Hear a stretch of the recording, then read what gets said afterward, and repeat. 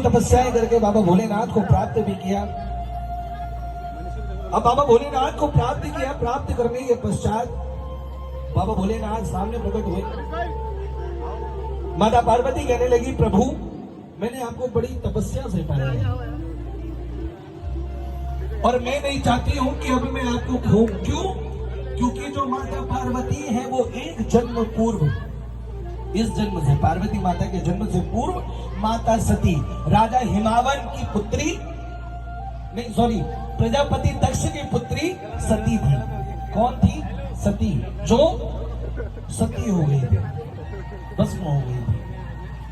अब उन्हीं का जन्म हुआ राजा हिमावन के घर, माता बहनावती के घर माता पार्वती का। अब माता पार्वती ने अनेकों तपस्याएं करी, अनेकों तपस्याएं करके बाबा भोलेनाथ की प्राप्ति करी।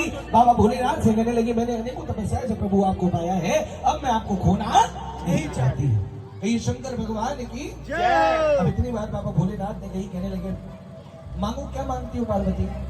माता पार्वती ने कहा कि प्रभु मैं आपसे विवाह करना चाहती हूँ, करूंगी विवाह तो आपके साथ ही करूंगी, अन्यथा अपने प्राण त्याग दूंगी। मिलकर कह दीजिए शंकर भगवान की जय। अब जब इतनी बात बाबा भोलेनाथ ने कही, कहने लगे, अरे ऐसा मुझ में क्या है? भिक्षा मांग के खाने वाला, कैलाश पर रहने वाला, ऐसा जटाधारी, बाघंबर पहनने वाला, भांग पीने वाला, मुझ में क्या रखा है? जाओ जाकर के कोई अच्छा सा सुंदर सा वर देखो, राजकुमार देखो और अपना विवाह संपन्न करो।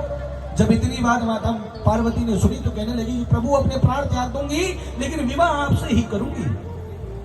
और जब इतनी बात बाबा भोलेनाथ ने कहा तो ठीक है, चलो चलते हैं, जरा मिलवाओ अपने माता पिता से।